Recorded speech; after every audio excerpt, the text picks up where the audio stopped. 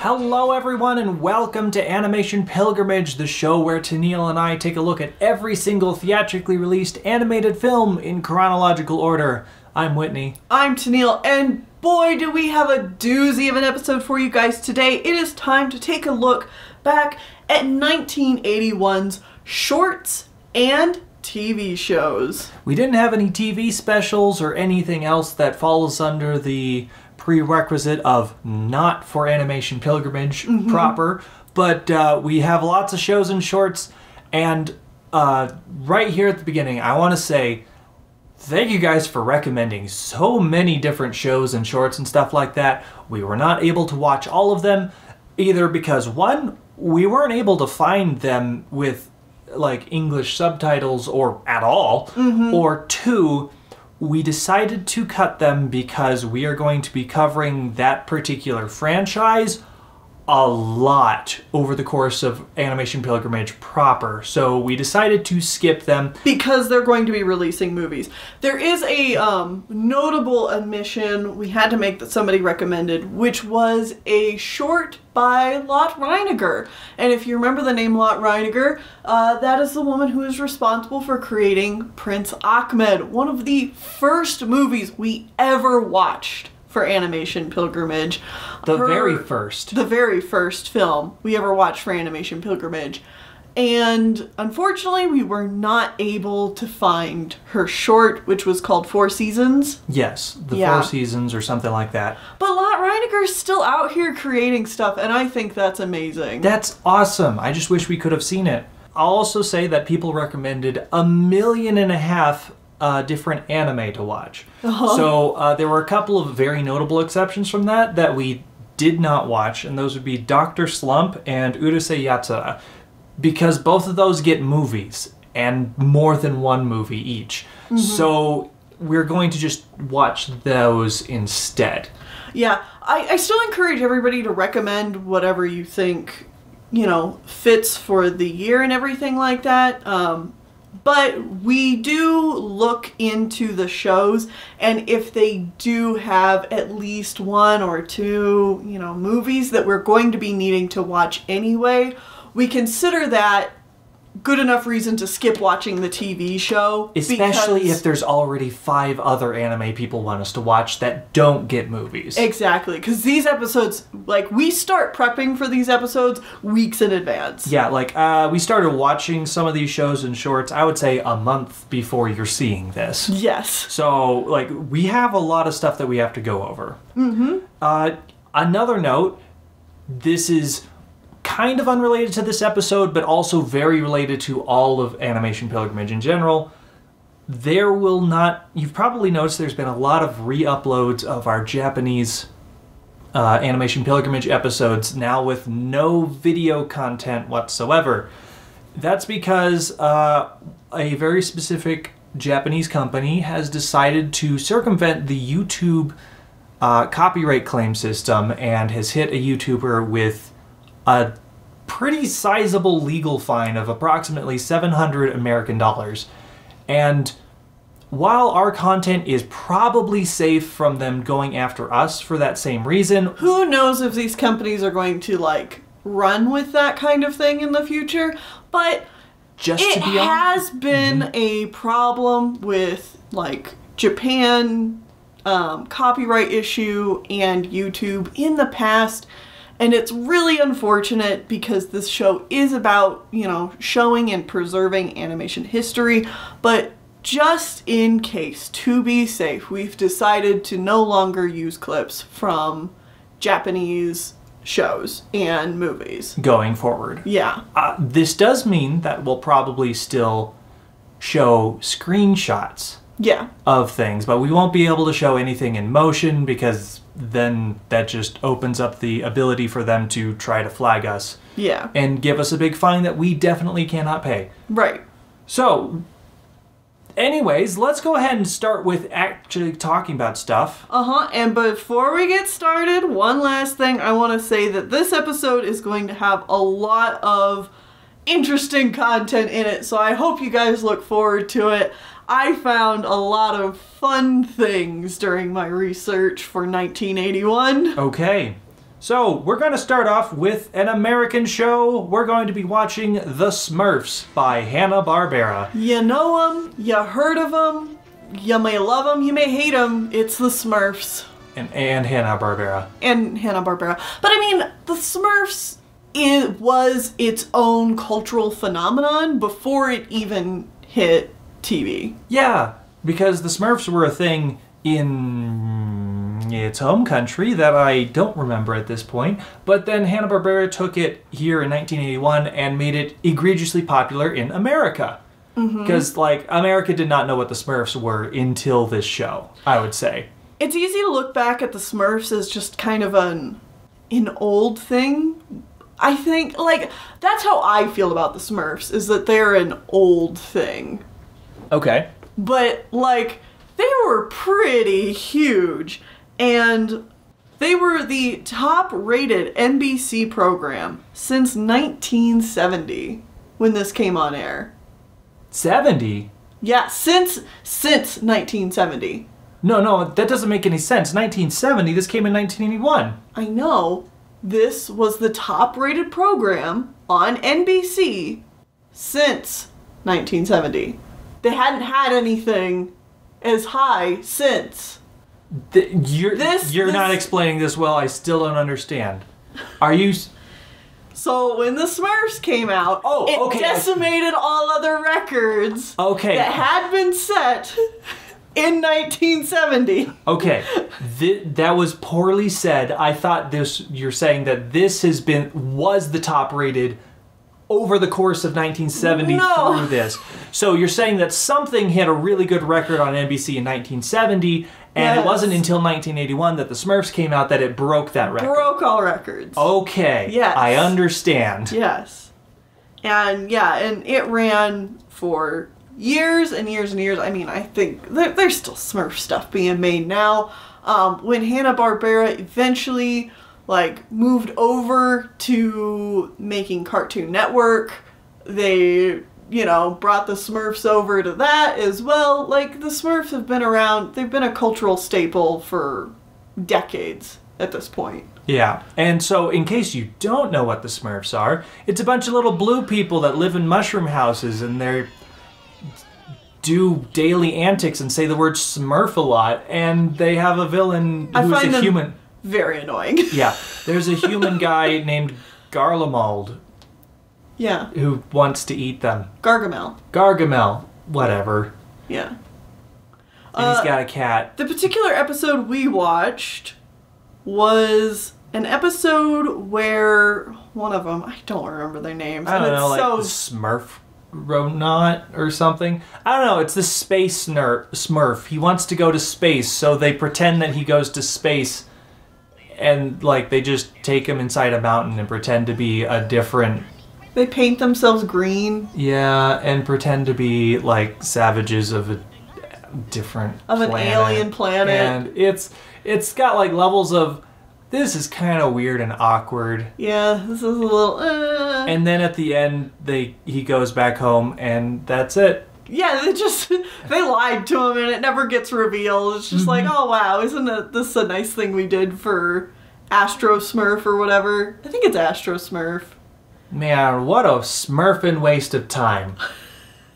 I do want to say right here that watching this episode, there was a dramatic increase in quality from TV shows we watched last year. And, it feels dramatic to me because we've been watching so many of these. Mm-hmm.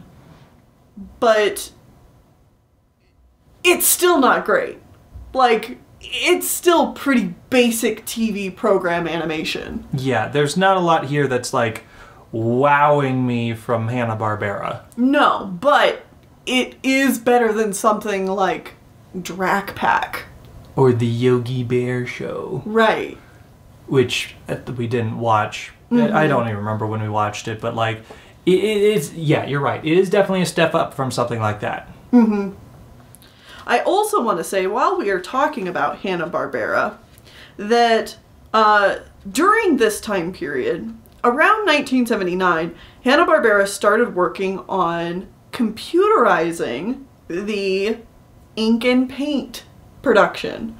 Oh. So, Hanna-Barbera is actually going to be one of the first studios utilizing digital ink and paint, which is going to be helping them, like, churn through this so much faster. Yeah, produce more shows.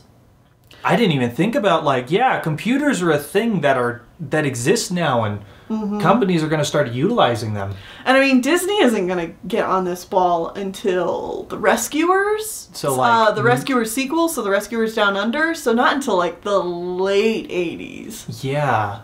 Yeah, like, so, like, Hanna-Barbera is really on top of this, this changeover.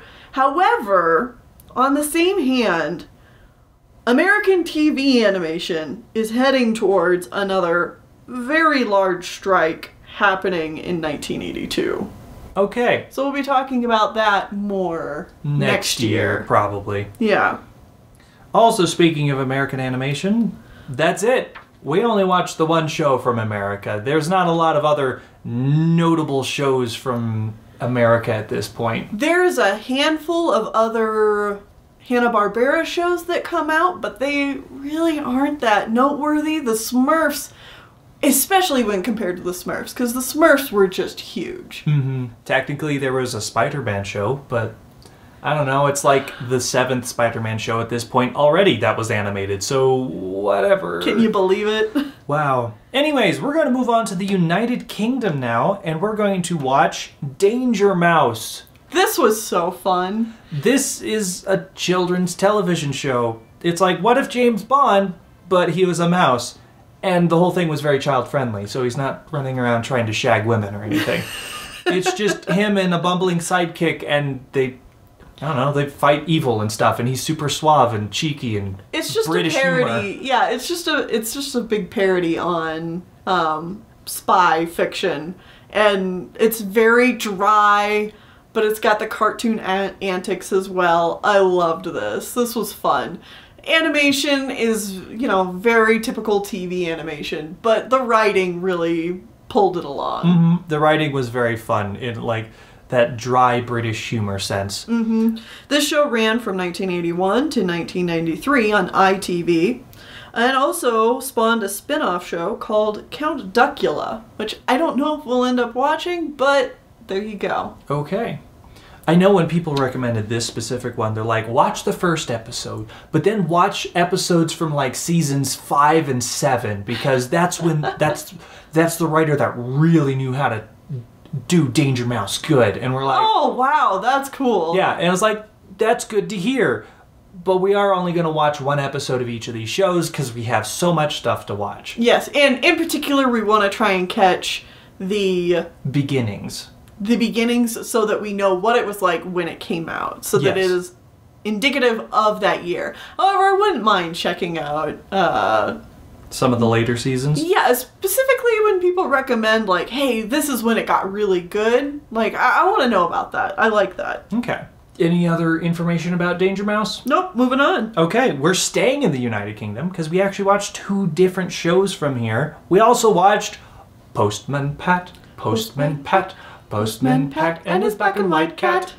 This was really cute as well. This was a very charming stop-motion show about just Postman Pat driving around in his car in a little village in the United Kingdom somewhere, and it's such a small village that he knows everybody. He's delivering...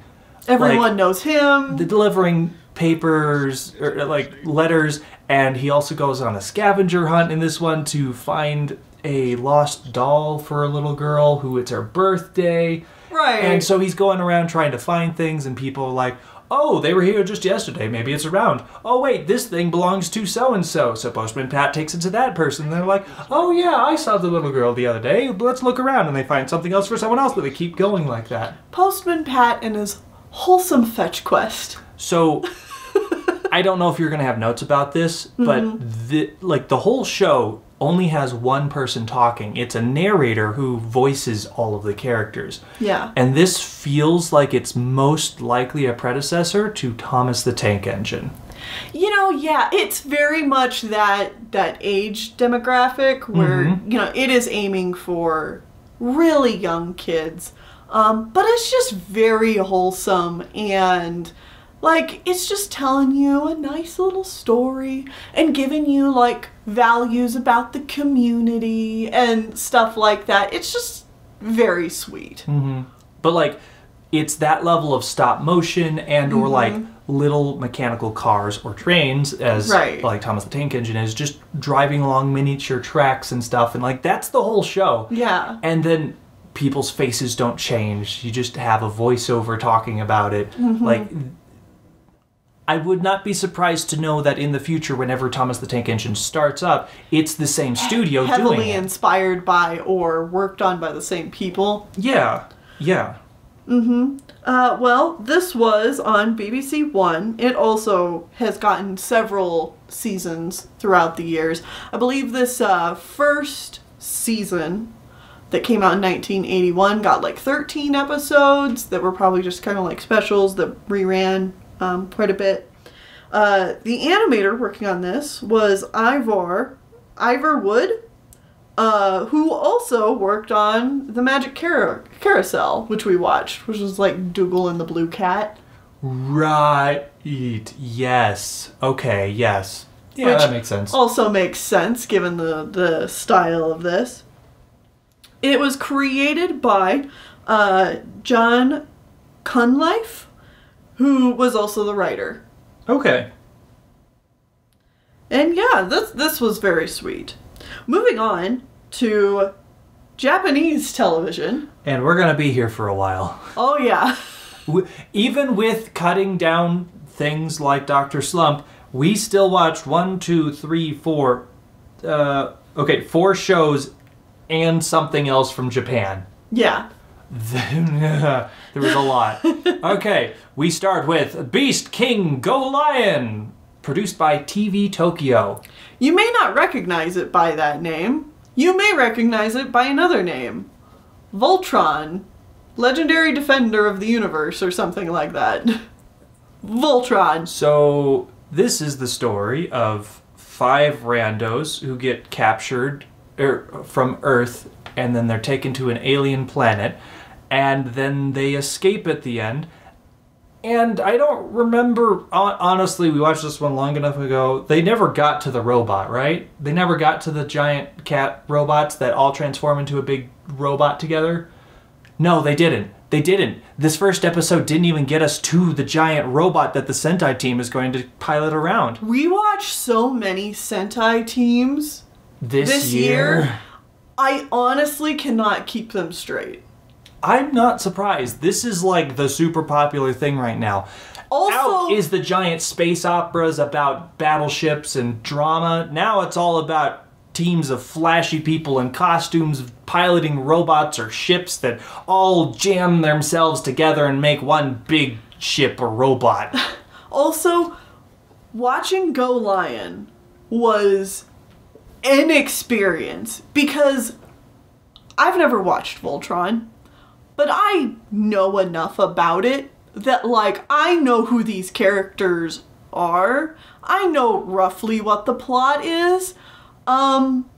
So seeing it all just be slightly off, and characters not quite being who I know they are, I'm like, oh my god. It really threw me for a loop. So, do we want to explain why this is not Voltron, but is Voltron? Okay, so, Go Lion was made and came out in 1981 in Japan. In 1984, it gets taken over to America, and according to Wikipedia, the Americans did not know how to translate the show at all. So they just edited it to make their own show, which they called Voltron.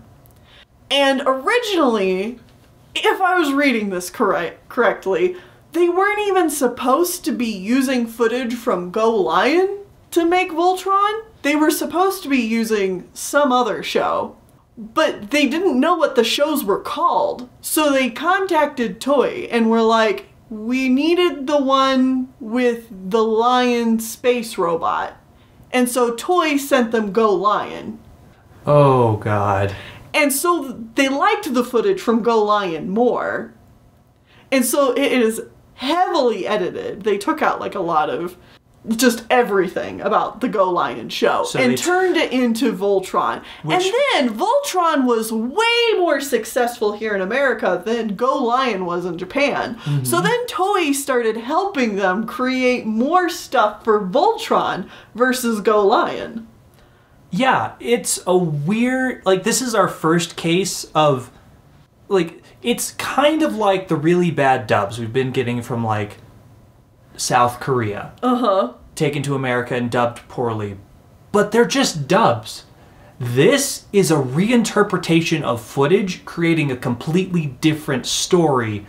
That is wild. It's so weird. And from what it sounds like all this was done with both the company that was providing the footage being in Japan and the American producers re-editing this and making it their own thing, barely being able to communicate with each other at all. Oh, I believe it.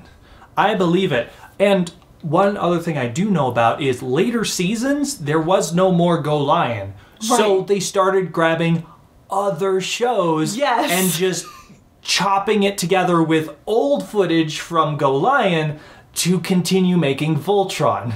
That is crazy. It's absurd, and it means we might actually cover Voltron whenever Voltron comes out, because it's kind of its own thing now. Yeah. But we wanted to cover Go Lion to show that this is a thing that's gonna happen, and I don't know how to cover it.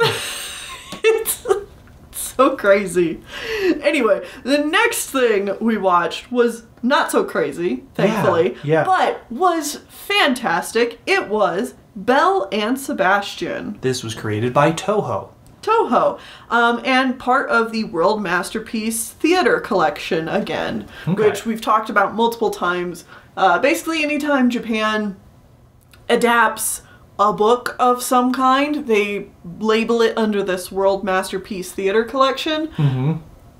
And most of them are either okay to actually really cool. Also, just from what we've seen so far, I would say most of them are European stories. Yeah. Like, almost exclusively. Yeah, so much for World Masterpiece. But, okay. So this is the story of an ornery boy that lives in a European village. Orphan. Oh, yeah, I guess he is an orphan. Yeah. And he meets a helpful, lonely dog that everyone thinks is bad luck, but is just trying to help people. Mm-hmm. And this was so cute. Yeah. The animation was fantastic. I really enjoyed this art direction. I mean, he can't show you, like, actual movement, but, like, these character designs are pretty good. And this is, like, on first glance, if you would mistake this for being some kind of, like, Ghibli production, I wouldn't blame you. Like, I wouldn't be surprised if some of the people that worked on this did move on to Ghibli, but I have no way of confirming that. Right. But, like, that's the level of, like, whimsy you get out of this. And it definitely feels like it's turned into just, like, a slice of life show, if I were to guess. Yeah, I mean, and then you have the fact that, like, it takes place in these, like, French European landscapes, and, like, the scope of it just feels very large and small at the same time, where it feels like a lived-in world, but you're just experiencing a small slice of life of it. Yeah. Small piece of the pie. And yeah, this was great. It's a boy and his dog doing things, and it was very lovely. I highly recommend it. The only other note I have for this show, unfortunately, is that the original author who wrote Belle and Sebastian is Cicely Aubrey. And yeah, that's it. Okay. I wouldn't be surprised if this show is more popular than the book nowadays, but Okay, so I lied. We didn't watch. Sorry. I do have one other note. Is that this was broadcasted in France and Japan in 1981. Oh, that's cool. Yeah, and then was taken over to America in 1984 and was broadcasted on a little network called Nickelodeon. Oh, you don't say. Yeah. Just a little network no one's heard of, Nickelodeon. Nickelodeon. Nickelodeon won't be making really their own animated content until the 90s. But the broadcasting network has been around since the late 70s. Okay. Yeah. So that's something we'll find them here and there. They'll start cropping up more. Yeah. Anyways, I lied. We only watched 3 shows from Japan. Mm-hmm. But that's still more than any other country. The next one we watched, and the final one we watched, was Sengoku Majin Goshogan, also just known as Goshogan. Yes. It's a Sentai team where they get a giant robot and they fight bad guys. Mm-hmm. You got main guy, you have the rival guy, you have the girl, you have small child. However, I will say this one was very well produced. Yeah, the production quality on this one is pretty great, and it also seemed like the main character was actually more so the child versus being the main hero leader guy. I mean, that might turn out to be different from watching the entire show, but this first episode seemed to focus more on the kid than it did on the adults. And let me say, this show hit every single trope of this type of genre show. There's a scientist dad who dies almost immediately, who created a giant robot. His child gets on the team. Yeah. Secret bases, flying jets, evil robots shaped like skulls. This show is so incredibly generic for Sentai team shit. Right, it is running it by the numbers. But you know what? It was still a good show. It was enjoyable one episode to watch. We watched, it was probably the best of these Sentai team shows I've ever watched so far. Yeah, I believe it. So anyways, sorry, I want to go back a little bit to when we were talking about American television taking foreign shows, recutting it and making it something completely different. Uh-huh. That is all Power Rangers is.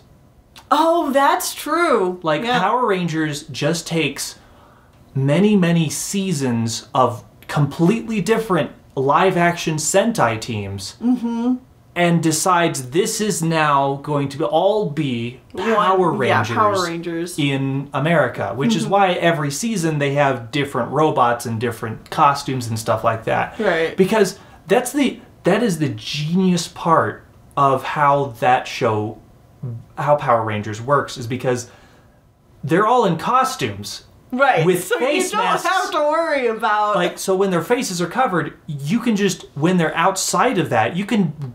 They made their own footage of American or often New Zealand actors existing, and then when they jump into the giant robots, it suddenly becomes slightly different because it's all Japanese actors in Japanese cityscapes. Anyway, I have more to talk about with Goshogan. Yeah, go for it. I'm sorry. It hit you and you had to talk about it? Yeah, because, this is still another Sentai team, so it's very similar subject matter. So, there's probably a reason that this was such a good representation of a Sentai team show. Okay. This was created by Takashi Shudo, who also worked on Space Warrior Baldios. Okay, yeah. Later creates something called Magical Princess Minky Momo. Never heard of that one, but it was listed under his, greatest hits? Yeah. Okay. And Pokemon. Wait. He didn't, make Pokemon. But he was part of the show? He made Lugia. The movie or the Pokemon? The Pokemon. Okay. And is credited as the one who wrote and came up with the Team Rocket motto. Well, that's fun. Yeah. So what you're telling me is he absolutely was involved in, like, a lot of the production of the early Pokemon show. Yes. Yeah, and that's a very by-the-books show as well, so, like, that doesn't surprise me. Mm-hmm. But overall, like, this guy had, like, quite the Wikipedia page. Seemed like he was a really big influence in Japanese animation, so... Okay. Yeah. Well, neat. Yeah. Next we watched Diacon 3. Now, a lot of you weebs out there already know exactly what this is, but if you don't, Diacon was a nerd convention in Japan. Mm-hmm. And so Diacon 3 was an opening animation made by a bunch of rookies just as an intro to the convention. Yeah, it's like a part of the opening ceremony. And you can tell it's done by a bunch of amateurs, but it's really good for a bunch of amateurs as well. It's very well done by a bunch of amateurs. And it also does not understand what copyright is at all. Well, it doesn't care. It doesn't care. It's an opening for a convention. It's about a little Japanese schoolgirl that runs away from giant robots from probably iconic animes and blows them all up. And also, Godzilla is there, and a lot of his villains. Yamato. The space battleship Yamato, Star Wars, Star Trek. Like, there is so much, like, iconography from nerd culture of the day, and she blows all of it up. Yeah. And then gets inside a giant turnip spaceship, and Diacon 3 begins. Yeah. The convention. Uh-huh. And... what is notable about this particular AnimeCon opening is that it is animated by a bunch of people who will form a studio that will become Gainax. And Gainax is very prolific nowadays, or at least was in the 90s. Yeah, they make Evangelion. They help with, like, Gurren Lagann, I believe, later on. I don't remember. But yeah. Like, Gainax is a well-known name in anime. Mm-hmm. So this is like one of the earliest things they ever did before they were even a studio. Yes. So that there's a reason we watched this. It was also funny and charming. Yeah. All right, with finally leaving Japan. We're done with Japan now. We're going to move to the Soviet Union. Yes. We're starting with the Adventures of, I'm pronouncing this wrong, so it's just on screen. It's Vyacheslav. And that is pronounced wrong. I know it. I'm sorry. This was done by Sois Multfilm. Sois Multfilm. It's about a kid that helps his mom go buy a pig, but then it turns out he was swindled. It's actually a dog. So then he spends the rest of the short tracking down the villain. And then criminals with the cops. And then he's with the cops to capture them, and then they capture them, and then he's offered a job to become part of the police or a detective or something, and he decides, nah, I'm just going to go home to my mom. Right. On a surface level, that's exactly what's going on. On, like, a political level, I know there is deeper meaning to this, and I have no idea. Like, on a political and cultural level, I don't understand this. There's a lot just whoosh going right over my head. But... the animation was well done. The animation was well done, like, the character designs... overall, like, it's a solid story of just kind of like your idiot bumpkin stumbling into helping greatness or whatever. Yeah. Like, and that's the vibe the story gives off. It was nice. Mm-hmm. I liked it. This is also still part of the aesthetic switch era going on in the USSR that has been going on from 1961 to 1984. So, big era. But we're coming to the end of that and heading into the Reformation period. Okay. Which, if we're going to talk about aesthetic switch, like cartoons, I think this next one really exemplifies that. Yes, because the next one, which was also from Soviet Union, is called Plasticine Crow. Yeah. And this one was just a really fun claymation, again, but the story was a really fun play on how fairy tales and fables all get the quote-unquote details of their stories mixed up because you've done them a lot. Because this is an Aesop's fable, but it's also the same story done by a million other people. There's a crow sitting in a tree with some cheese, and a fox is like, oh, you sing so great. If you did, you would win awards and stuff. So the crow sings or caws or whatever, and so it drops the cheese, and the fox gets the cheese and runs away. But also, it's the story of like a dog that has a piece of cheese or something like that. And there is an ostrich that says, oh man, you'd be great at barking or whatever, so if you did, and it drops the cheese. And there's a story of a cow that has some cheese and some sort of sweeper man, and he's like, oh wow, you're so great, if you moo, it drops the cheese.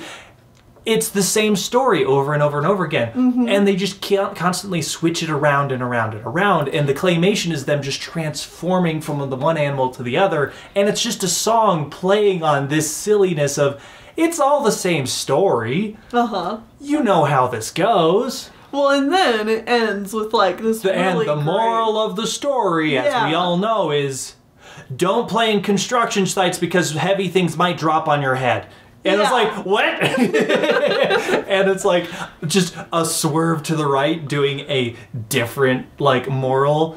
And it was great. Perfect. It's perfect. I love it. This was, I loved this. It's probably one of my favorite things we watched for this year. Because it was just like short, sweet, to the point, and the animation so was charming. Fun. Yeah. So the next thing I want us to talk about is Solo non Yorse. I want to... Ugortse? This is not the order that we watched it in. We technically watched something else first, but I kind of want to end with that one.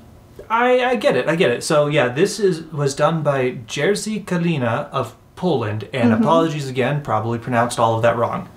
This one was recommended to us, but I don't get it.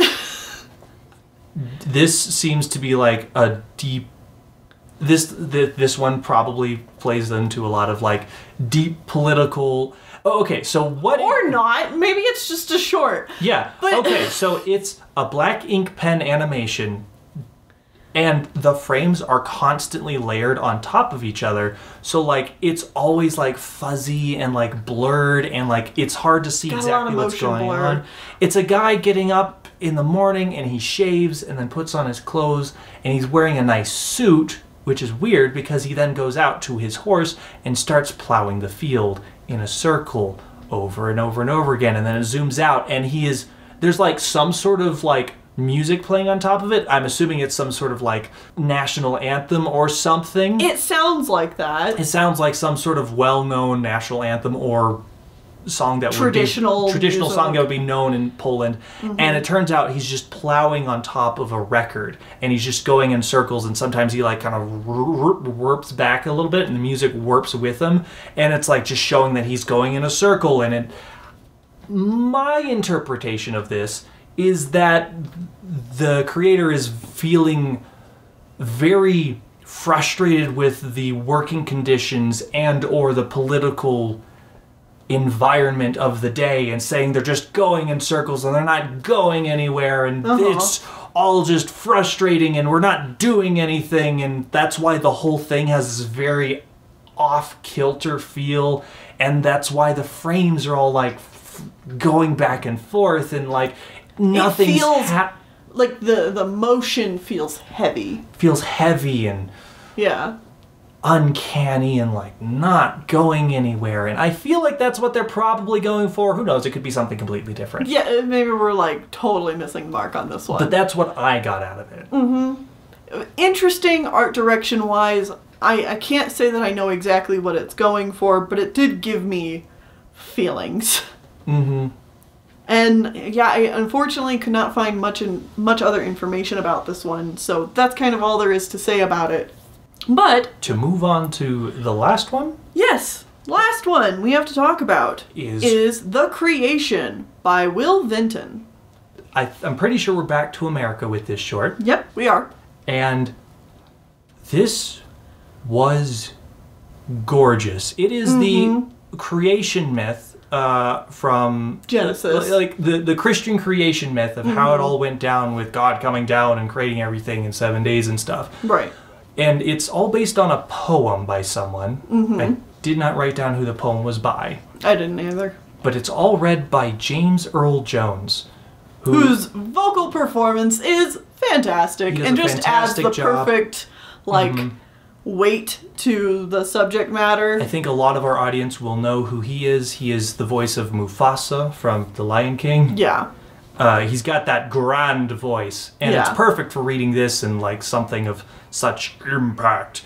Yeah. And I'm guessing this animation, which was beautiful, I don't know for sure. I could not find exactly how this was created. But if I had to guess, it looks like they laid out a table and put like a black cloth underneath or on top of the table, then put glass, and then the animation is done with like chalk. It's something very powdery that can be swept around a lot because they do that the whole time. Right, and then it's filmed like basically like stop motion where you like move and wipe away chalk and stuff and keep going. Yes. And it's just beautiful and incredibly fluid and just constantly shifting between different scenes. And like a lot of it is very abstract, but you get what it's going for. It's like browns are the mountains, and then it's blue for the waves, and then like sometimes it'll stop frame on an animal, and then it just keeps moving. And like, so it's the creation of the sun, sky, stars, and all that stuff. Right, and then it ends with man created...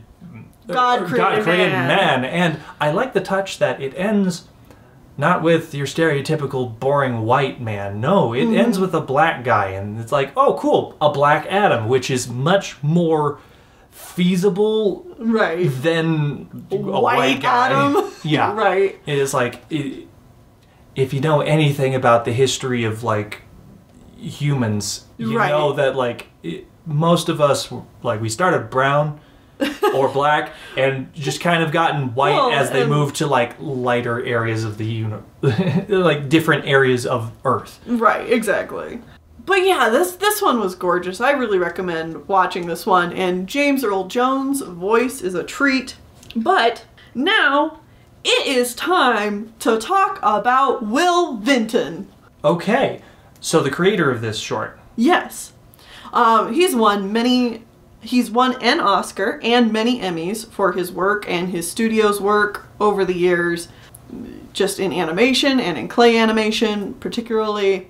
He's worked on such notable things, and this is just a blip of things he has worked on, because I could not even begin to write down all the things he has worked on. Okay.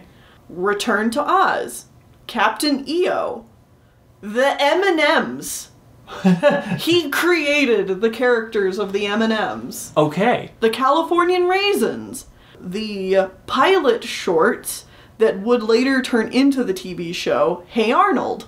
Okay. A claymation Christmas celebration, which won an Emmy. And just like numerous things.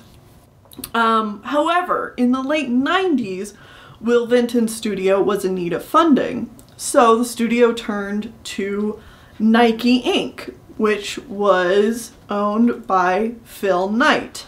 Now the name Knight, do you happen to recognize the last name Knight in animation? I don't. I'm going to be honest, I do not. Well, Nike Inc. is ran by Phil Knight, whose son is Travis Andrew Knight. That still doesn't tell me who that is. Because now we're getting into the 80s and 90s, and other than a few of the Disney guys, I don't know a lot of people in animation. So, the studio is in trouble, and it ends up being essentially bought by Nike and turned over to Phil Knight's son, Travis Andrew Knight. And Will Vinton is kind of dismissed from his own studio and let go. And the studio is dissolved and then turned into Laika. Oh! Okay. I know who Laika is. Uh-huh. And Well, then Henry Selick is hired on, and Laika starts producing films in like 2005-ish, and yeah. Neat. So yeah, I was like... I love how all this shit is connected. Cool. Mm-hmm. That's cool. And then, like I said, unfortunately, Will Vinton was dismissed from his own company. Before it got turned into Laika, he had to sue in order to get the rights to his own name back because it was Will Vinton Studio. Oh, okay. Yeah. So then it turned into Laika, and he was let go. And unfortunately, Will Vinton passed away in 2018. But he was really big in terms of like working in animation and marketing, obviously, by, you know, he created so many mascots for a bunch of brands. Yeah.